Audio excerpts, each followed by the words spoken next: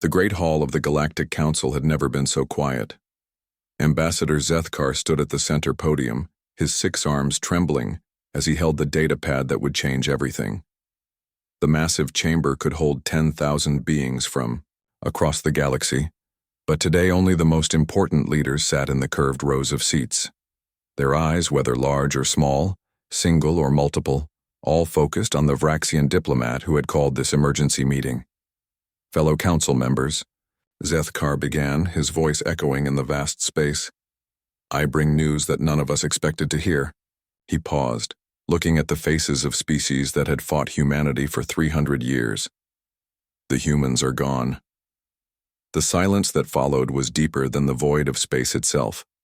Admiral Quintel of the Hegemony Fleet leaned forward in her seat, her blue skin turning pale. Gone? What do you mean gone? Zethkar activated the holographic display above the podium. Star charts appeared, showing hundreds of human worlds, space stations, and military bases.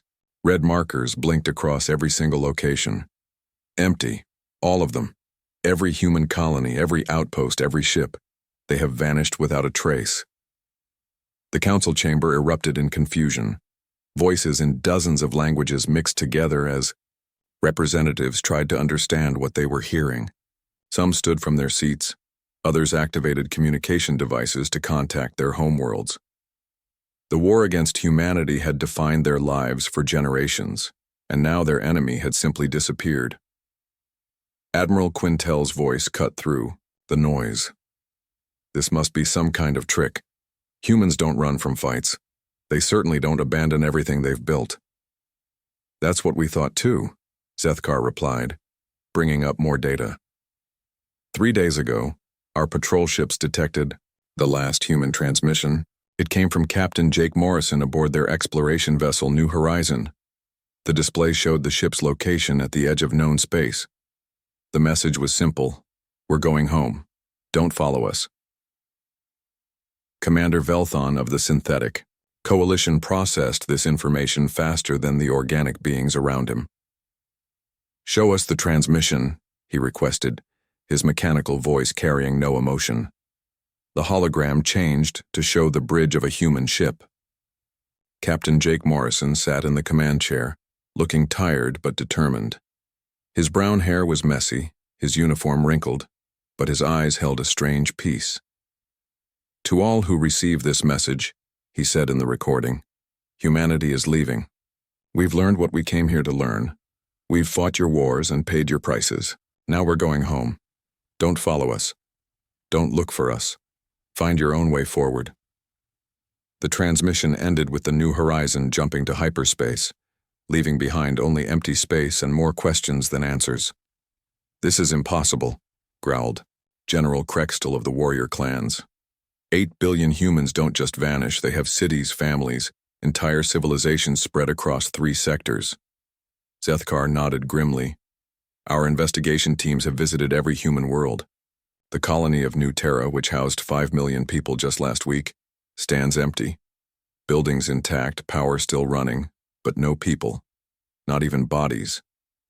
It's as if they all walked outside one day and never came back. Admiral Quintel accessed. Her own fleet reports on her wrist device. My ships have been patrolling the former human military zones. We found their battle stations abandoned but undamaged. The fortress at Kepler Base still has hot food in the cafeteria, but no crew. Personal belongings left behind, but the people gone. The revelation sent chills through the assembled leaders. For 3 centuries, humanity had been their greatest challenge. Human military tactics were unpredictable, their technology innovative, and their determination absolute. They had given the galaxy's greatest powers more trouble than any single species in recorded history. There's more. Zethkar continued, his voice growing quieter. We found research logs on several abandoned human stations. Dr. Helen Carter's final entries from Kepler Base mention something called Project Exodus. The files are incomplete, but they reference coordinates that lead to empty space. The Galactic Council's military advisor, a tall being with crystalline features, stood to speak. What about their fleet? Surely we can track their ships. That's the strangest part, Admiral Quintel answered. We've found their ships, but they're all empty and drifting. No life signs, no crew, no indication of where the people went. It's like they all just stepped off their vessels and vanished into thin air. The implications began to sink in. For generations, these alien civilizations had united against the human threat. Their entire military structure, their political alliances, even their trade agreements had been built around containing and fighting humanity. Now that unifying force was gone, leaving them to face an uncertain future. "We need to understand what happened," declared Chancellor Vex Mora of the Science Directorate. "This disappearance violates everything we know about population movement and logistics. You cannot evacuate billions of beings without massive ships, supply lines, and time." Zethkar brought up the final piece of evidence. "The last thing we found was this message left in the main computer of Earth's lunar base. The display showed text in simple human writing. 'We came among the stars as children. We leave as something more. The galaxy will understand in time.'" The council chamber fell silent again as each leader contemplated what this meant. The war that had shaped their entire civilization was over, not through victory or defeat, but through something unprecedented in galactic history. Their enemy had not been conquered or destroyed, but had chosen to leave. As the meeting continued late into the night, one thought echoed in every mind present. If humanity could vanish without a trace, taking billions of people and countless ships across vast distances, what other capabilities had they hidden during 3 centuries of war? The silence left behind by humanity's departure was indeed louder than any battle they had ever fought, because it spoke of mysteries and powers beyond their understanding. 6 months had passed since humanity vanished, and Fleet Commander Vexithera had assembled the largest search operation in galactic history. Ships from 7 different species worked together for the first time since the war began. Their combined fleets spreading across known space like a vast net trying to catch ghosts. The search vessel Eternal Seeker moved through the Proxima system, its sensors scanning for any trace of human presence. Commander Vexithara stood on the bridge, her tall frame casting shadows across the control panels as she studied the data streams flowing across multiple screens. Her species, the Kethamori, had always been excellent trackers, but this hunt challenged even their legendary skills. "Quantum signatures detected in Sector 7, reported Science Officer Nixtel from his station. "The patterns match human hyperdrive technology, but they're much stronger than anything we've seen before." Vexithara moved to examine the readings herself. The energy traces were unlike anything in their databases. Human ships had always left predictable quantum footprints when jumping through hyperspace, but these signatures showed power levels that should have been impossible for their technology. "Follow the trail," she ordered. "Set course for the next system." The fleet jumped through 17 star systems over the following weeks, each one revealing more abandoned human settlements and increasingly strange energy readings. On the mining world of Kepler Prime, they found Lieutenant Ben Parker's personal quarters in the military command center. His journal lay open on the desk, the final entry dated just days before the disappearance. Lieutenant Parker had written about preparations for something called the Great Journey. His words described massive construction projects completed in impossible timeframes and spoke of a discovery that would change everything. The journal mentioned workers laboring around the clock, building something beneath the planet's surface, but the details remained frustratingly vague. "Look at this," called out archaeological specialist Morden as he examined the construction site Parker had written about. Deep beneath the command center, they found excavated chambers filled with strange metal frameworks. The walls showed scorch marks from high-energy tools, and the floor bore the impressions of massive machinery that had been removed. Dr. Kilvara, the expedition's chief scientist, ran her scanning equipment over the empty chambers. "The metal composition is unknown to our databases," she reported. "These aren't made from any materials we've encountered before. The molecular structure suggests they were designed to channel enormous amounts of energy." The search teams found similar construction sites on every human world they visited. Each one told the same story: rapid building projects, massive energy requirements, and complete removal of all equipment before departure. The humans had been preparing for something big, and they had managed to keep it secret despite 3 centuries of warfare and surveillance. Their next major discovery came on the abandoned space station, Gamma 7. Engineer Lisa Stone's technical workshop contained blueprints and schematics that made the alien scientists question everything they thought they knew about human capabilities.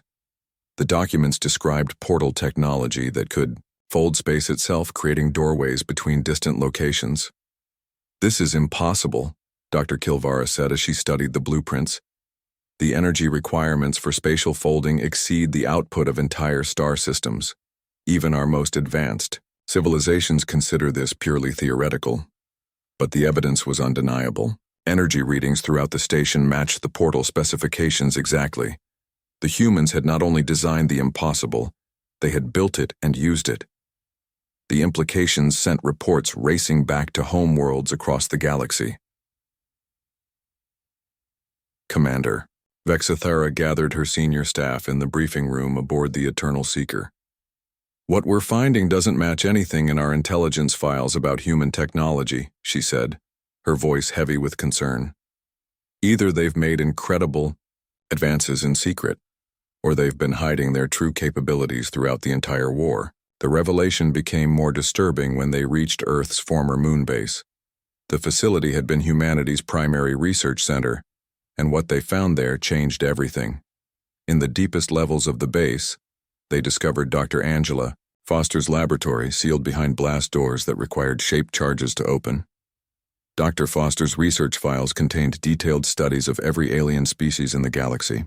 Her work went far beyond simple military intelligence, delving deep into biological, psychological, and technological analysis of their enemies. The files revealed that humans understood their opponents better than those species understood themselves. "She's mapped our genetic weaknesses," Dr. Kilvara reported after hours of studying Foster's research. "She knows exactly how our brains process information, how our societies function, even how our technology works at the molecular level." But the most shocking discovery was Foster's final project. Her laboratory contained prototype devices designed to manipulate dimensional barriers. The equipment looked crude compared to the portal technology they had found elsewhere, but the research notes suggested it was just the beginning. Dr. Foster had been working on ways to access what she called parallel dimensional layers, spaces, that existed alongside normal reality but remained invisible and unreachable. They weren't just planning to leave, realized Commander Vexithara as she read through the research files. They were planning to evolve. The search operation continued for months, but each new discovery only deepened the mystery. Human settlements showed signs of massive population movements, but no ships large enough to carry so many people. Energy readings suggested technology beyond current galactic understanding, but no physical evidence of the devices themselves remained. On the frontier world of Haven, they found Colonel Pete Mason's hidden bunker. His military logs described experiments with something called the Void Protocol. The entries spoke of volunteers who disappeared during testing, only to return days later claiming they had been somewhere else entirely. Mason's final log entry was perhaps the most disturbing. The test subjects say they've seen the other side. They describe a place where the rules of physics don't apply, where consciousness exists without physical form. Command has approved full-scale implementation. As the search fleet gathered its findings, a terrible picture began to emerge. Humanity had not fled in defeat or desperation. They had discovered something that allowed them to transcend the normal limitations of existence itself. The abandoned settlements, the impossible technology, the coordinated disappearance of billions of people, all pointed to a species that had found a way to exist beyond the physical universe. Commander Vexithara transmitted her final report to the Galactic Council with growing unease. The galaxy had celebrated humanity's disappearance as the end of a long war, but the evidence suggested it might be the beginning of something far more significant. Somewhere beyond the reach of their sensors and understanding, 8 billion humans were learning to exist in ways that challenged the very nature of reality itself. The silence they had left behind was indeed louder than war, because it spoke of capabilities that made their previous military actions seem like the games of children. The galaxy was starting to understand that they had never truly been fighting humanity at full strength, and that realization terrified them more than any battle ever had. 2 years after humanity's disappearance, the galaxy was falling apart. What had once been a united coalition of species fighting against a common enemy had become a fractured collection of suspicious neighbors, each eyeing the others with growing mistrust and fear. The Galactic Council building on Centrax Prime had become a battlefield of words and threats. Ambassador Zethkar watched from his observation deck as another session dissolved into chaos. Below him, representatives from the Vraxian Empire shouted accusations at the hegemony delegation, while the Synthetic Coalition's representatives processed the arguments with cold mechanical logic. The mining rights to former human territories belong to those who shed blood fighting them, declared General Krextall, his massive fists pounding the speaker's podium. The warrior clans lost more ships than any other species in the war. Admiral Quintel rose from her seat, her blue skin flushed with anger. Blood shed means nothing if it was wasted effort. The hegemony's tactical analysis prevented countless disasters. We deserve the advanced human installations. The argument had been raging for weeks. Every species wanted control over the abandoned human worlds and their mysterious technology. Trade routes that had been established to supply the war effort now lay in ruins as former allies refused to cooperate with each other. Without the unifying thread of humanity, old grudges and territorial disputes resurfaced with devastating speed. Chancellor Vexamora of the Science Directorate had tried to maintain order, but even the scientists were fighting among themselves. Each species wanted exclusive access to human research data, hoping to unlock the secrets of their vanishing enemies. The cooperative spirit that had barely held the alliance together during wartime had completely collapsed. In his private quarters aboard the research vessel Deep Thought, Dr. Halveck studied the recovered files from Commander Rick Hayes of the Abandoned Earth Defense Network. Hayes had been one of humanity's top military strategists, and his personal analysis files painted a disturbing picture of the war that had consumed 3 centuries. According to Hayes's assessments, humanity had been deliberately holding back during every major engagement. The tactical report showed that human forces consistently used outdated weapons and predictable strategies, almost as if they were testing their enemies rather than trying to defeat them. Most shocking of all, Hayes had calculated that humanity could have won the war within 50 years if they had deployed their full capabilities from the beginning.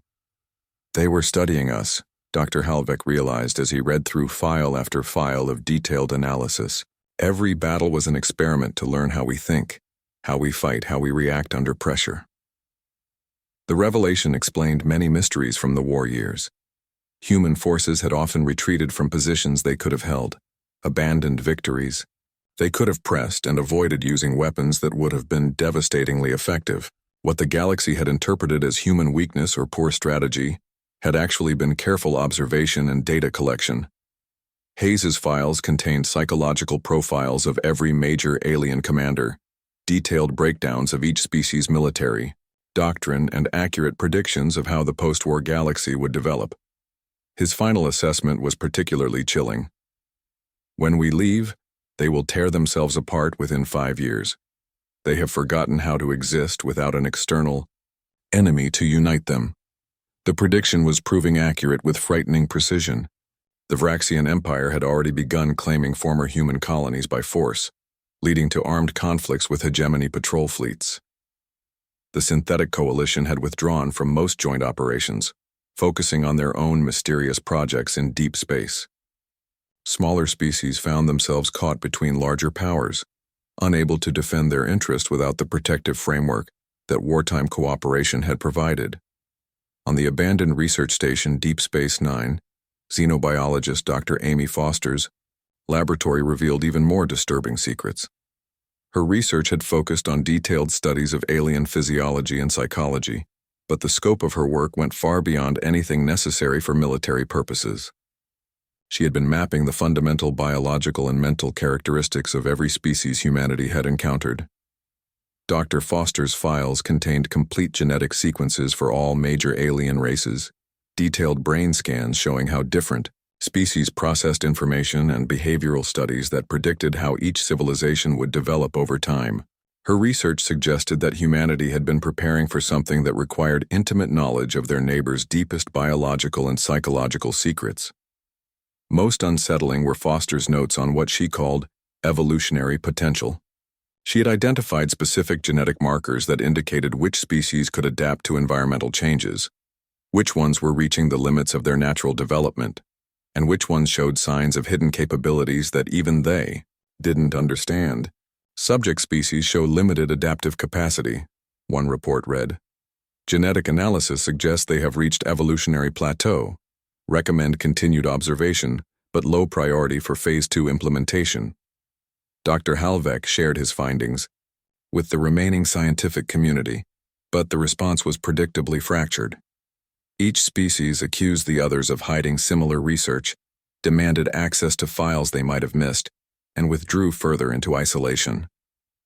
The collaborative spirit that had driven galactic science for centuries crumbled as paranoia replaced cooperation. The economic consequences of humanity's departure became more severe with each passing month. Trade networks that had connected hundreds of worlds began to collapse as species imposed new restrictions and tariffs on their former allies. The Vraxian Empire closed its borders to hegemony merchants, while the Synthetic Coalition stopped sharing technological advances that had benefited the entire galaxy. Worlds that had prospered by supplying the war effort found themselves with useless factories and unemployed populations. The military shipyards that had produced vessels for the Great Fleet now sat empty, their workers scattered to find other employment. Entire industries that had grown around the 3-century conflict simply disappeared, leaving economic devastation in their wake.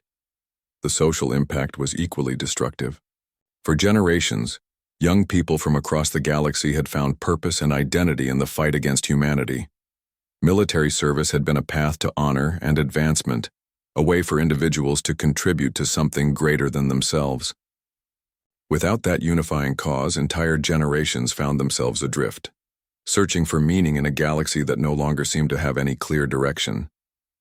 Crime rates skyrocketed as former military personnel turned to smuggling and piracy.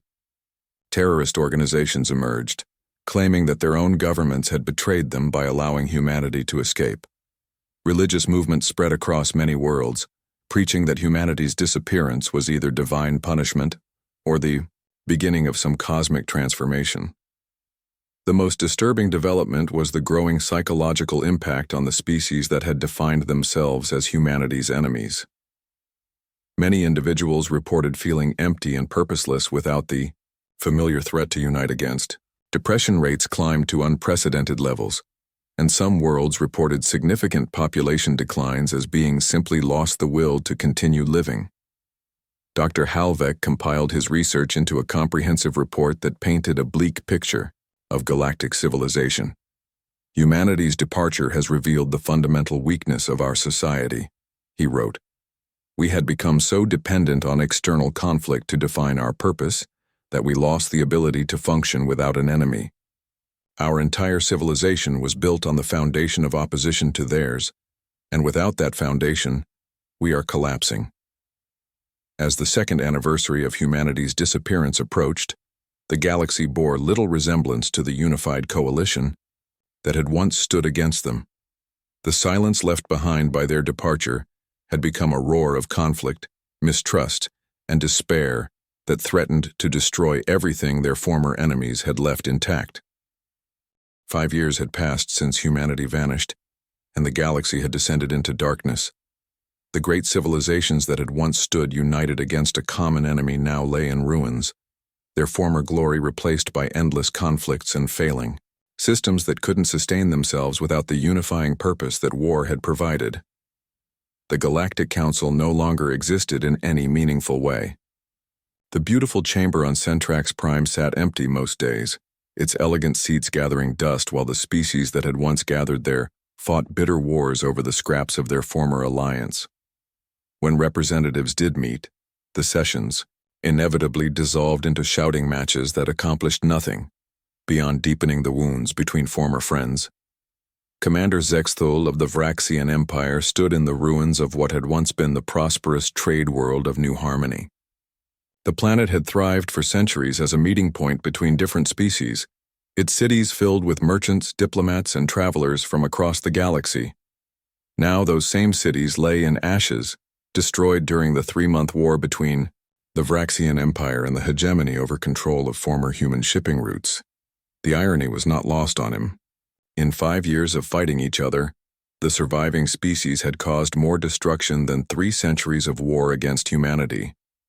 The humans had been careful to limit civilian casualties and preserve infrastructure during their conflicts, but their former enemies showed no such restraint when fighting among themselves. "Sir, we're receiving another distress signal from the Kepler sector," reported his communications officer. "The research station there is requesting immediate evacuation."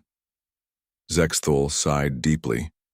The Kepler sector had been experiencing strange phenomena for months, ever since salvage teams had begun investigating the abandoned human facilities in that region.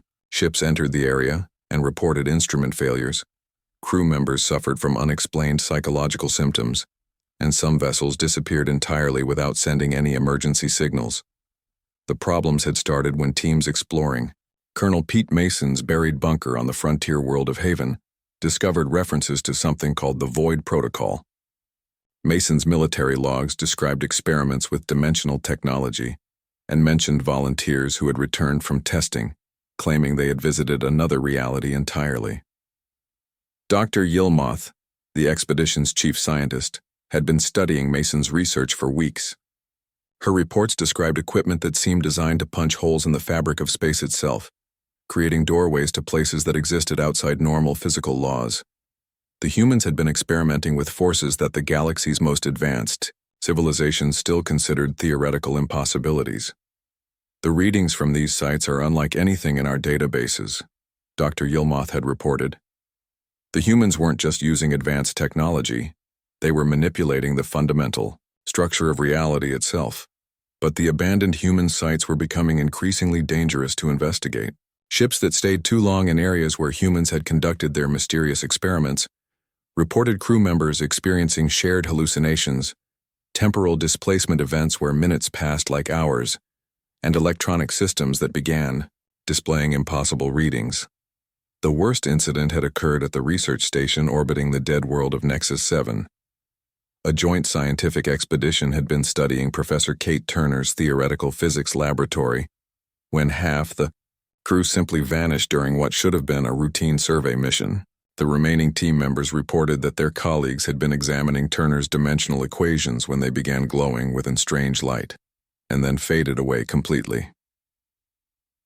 Professor Turner's research was perhaps the most disturbing discovery yet. Her laboratory contained mathematical proofs that demonstrated how consciousness could exist independently of physical matter.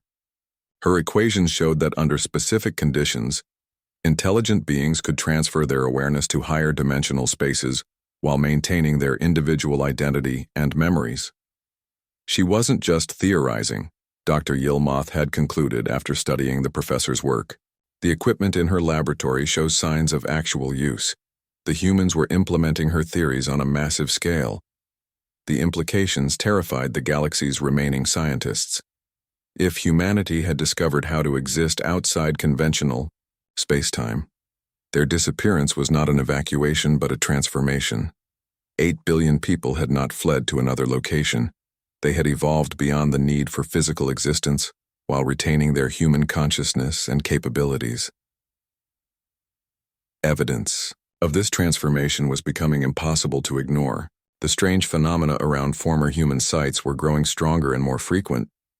Space itself seemed to be responding to the presence of human technology, as if the modifications they had made to reality were continuing to spread even after their departure. Captain Mortek of the salvage vessel Farfinder had experienced this firsthand while investigating the abandoned human colony of New Berlin. His crew had been cataloging the empty buildings when they began hearing voices speaking in human languages, despite the fact that no humans remained on the planet. The voices seemed to come from empty air, carrying conversations about daily life, work assignments, and family matters. It was like listening to echoes of the people who used to live there, Captain Mortek reported. But these weren't recordings or memories somehow preserved in the environment. The voices were responding to our presence, commenting on what we were doing, sometimes even answering questions we asked aloud. Similar reports came from investigation teams across the galaxy. Human colonies that had been confirmed empty were showing signs of invisible inhabitants. Equipment would be moved overnight, doors would be found open that had been sealed, and food supplies would disappear from storage areas that no physical being could have accessed. The psychological impact on the investigation teams was severe. Many crew members reported feeling watched constantly while in former human territories. Some claimed to see human figures in their peripheral vision, shapes that vanished when looked at directly but returned as soon as attention shifted elsewhere. Dr. Yilmoth's research team had documented these experiences carefully, but their findings only deepened the mystery. Sensor equipment detected no life signs, no heat signatures, no electromagnetic activity that would indicate physical presence. Yet the subjective experiences of the investigation teams were remarkably consistent across different species and locations. Something is still there, Dr. Yilmoth concluded in her final report before the research program was abandoned due to crew safety concerns. The humans didn't leave. They transformed into something that exists alongside our reality, but remains largely invisible to our instruments and senses. The galaxy's military leaders found these developments deeply disturbing. If humanity still existed in some transformed state, their intentions remained completely unknown. The abandoned human facilities suggested capabilities that far exceeded anything they had demonstrated during the war years, and their continued presence around former colonies implied they were still watching and potentially influencing events. General Vex Kala of the Reformed Alliance had compiled intelligence reports from across the galaxy, and the pattern they revealed was troubling. Every major conflict between the surviving species had been preceded by unusual phenomena in nearby human territories. Equipment failures, communication disruptions, and crew psychological episodes seemed to coincide with the outbreak of violence between former allies. Either these are remarkable coincidences, General Vex Kala wrote in his classified assessment, or humanity is actively influencing our behavior from whatever dimensional space they now inhabit. The surviving civilizations were running out of options. Their attempts to study human technology had proven dangerous and largely unsuccessful. Their efforts to maintain the old alliance had failed completely. Their individual species were struggling to manage their own territories without the resources and cooperation that had sustained them during the war years. As the 5th anniversary of humanity's departure approached, the galaxy faced a grim reality. They had celebrated too early when their greatest enemy vanished, not understanding that the silence left behind would be more destructive than any battle. The forces that humanity had unleashed in their transformation were still active, still spreading, still changing the fundamental nature of space itself. The galaxy was beginning to understand that humanity's disappearance had not been an ending, but a beginning of something far beyond their comprehension. 25 years had passed since humanity vanished, and the galaxy bore no resemblance to the thriving civilization that had once challenged human expansion. Where magnificent cities had once stretched across countless worlds, now only ruins remained. The great space lanes that had carried trade between species for millennia lay silent and empty, patrolled only by pirates and scavengers picking through the wreckage of fallen empires. Commander Zexthul, now an old warrior with scars from dozens of meaningless battles, stood on the bridge of his aging warship as it drifted through the dead system that had once been the heart of Vraxian space. The capital world below was dark, its population reduced to scattered tribes fighting over the remains of their ancestors' glory. His ship was one of the last functioning vessels in what remained of the Vraxian fleet. The collapse had been complete and devastating. Without the unifying thread of humanity to hold them together, the galaxy's species had torn each other apart with an efficiency that would have impressed their former enemies. The hegemony had fallen into civil war 15 years ago, its various factions unable to agree on leadership or direction. The synthetic coalition had simply shut down their communication networks and retreated to unknown locations in deep space. Most tragic of all was the fate of the smaller species that had relied on the protection of the Great Alliance. The peaceful, Meridian people had been extinct for a decade, their worlds claimed by aggressive neighbors who saw opportunity in the chaos. The scholarly Vethkari had abandoned their libraries and research centers, fleeing to primitive colonies where they struggled simply to survive. "Sir," reported his communications officer, her voice barely above a whisper, "we're receiving a transmission on all frequencies simultaneously." Zexthul turned from the viewport, his aged eyes focusing on the communications station. "From where?" "There are no active transmitters in this system. That's the problem, sir. The signal is coming from everywhere at once. Every communication device on the ship is receiving the same message, even the ones that aren't powered on." The main screen flickered to life, and Zexthul felt his breath catch in his throat. The image showed the bridge of a human ship, but it was unlike any vessel he had ever seen. The walls seemed to shimmer between solid matter and something else entirely, as if the ship existed partially in normal space and partially somewhere else. Captain Steve Mitchell sat in the command chair, looking exactly as humans had 25 years ago. But his eyes held depths that spoke of experiences beyond anything the galaxy could imagine. Behind him, other human crew members moved with the same strange presence, as if they were more real than reality itself. "People of the galaxy," Captain Mitchell began, his voice reaching every functional communication device across known space. "We told you not to follow us. We warned you not to look for us. You chose not to listen, and now you have learned the cost of ignoring our words." Zexthul sank into his command chair as the full implications hit him. The humans had returned, but they were no longer the species that had left 25 years ago. They had become something that transcended the physical limitations that bound all other forms of life. "We did not flee in defeat," Mitchell continued. "We departed to undergo a transformation that would allow us to exist beyond the narrow confines of three-dimensional space. We evolved beyond matter, while retaining everything that made us human.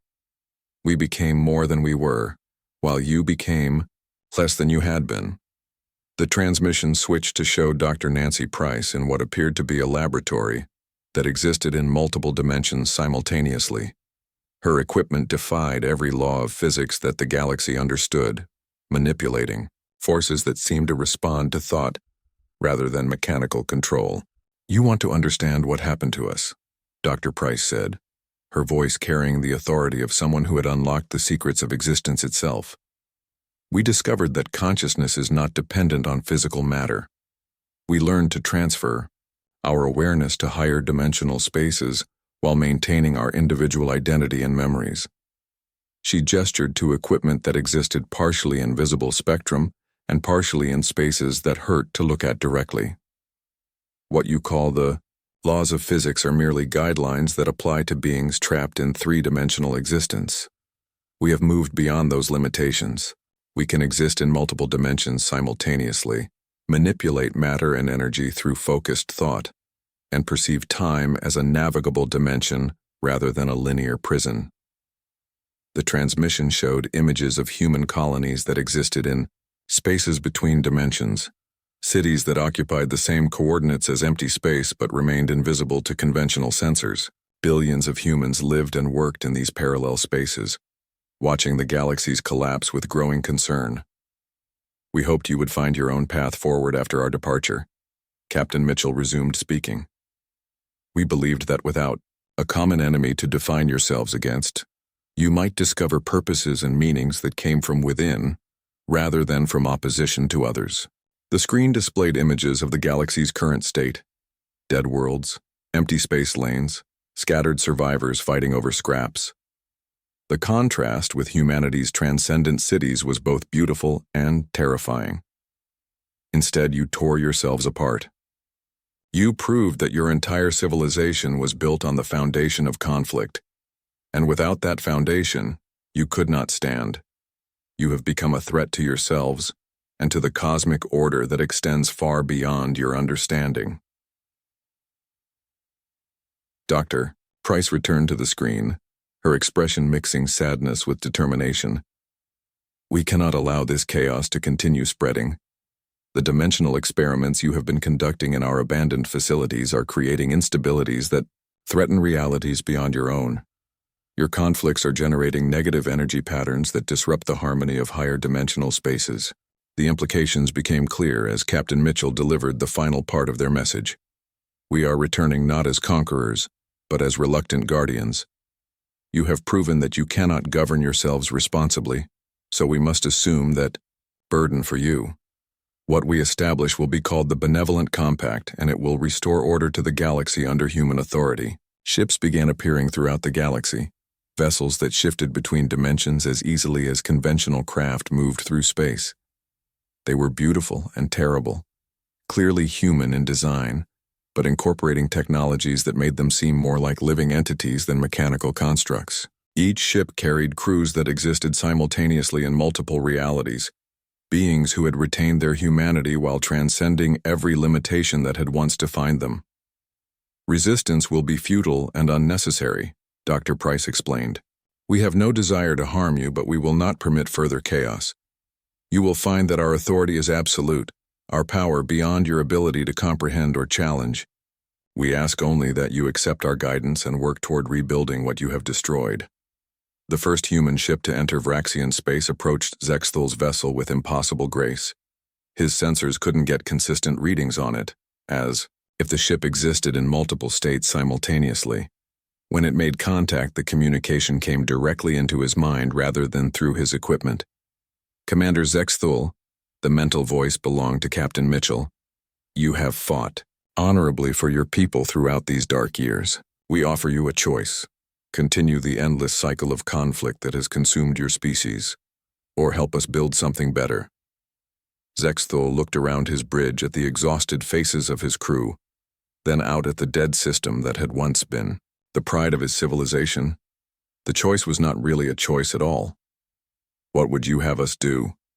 He asked aloud, knowing somehow that the transcendent humans would hear him. Help us teach your people that there are purposes worth pursuing, beyond conflict and competition. Show them that cooperation and growth are possible when guided by wisdom rather than fear. Across the galaxy, similar conversations were taking place as humanity's transformed representatives made contact with the scattered survivors of galactic civilization. Some resisted initially, but their weapons could not touch beings who existed partially outside physical reality. Others welcomed the return of order after decades of chaos and meaningless struggle. The galaxy that had once celebrated humanity's departure now faced their return with a mixture of terror and hope. The silence that had followed their leaving had indeed been louder than war, because it had spoken of consequences and reckonings that were always inevitable. Now the time for payment had arrived, and humanity had returned not as the species they had once been, but as something infinitely more powerful and infinitely more human than anything the galaxy had imagined possible.